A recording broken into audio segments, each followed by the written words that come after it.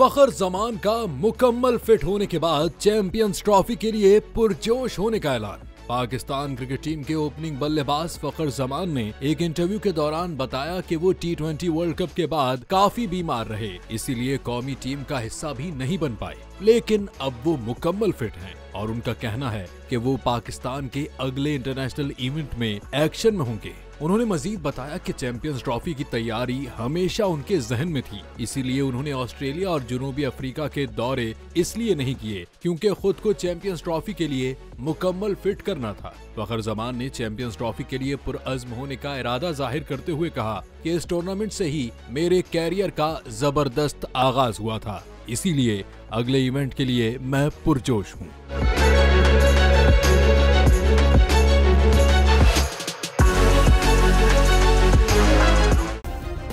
Subscribe करें और bell दबाएं ताकि कोई खबर रह न जाए।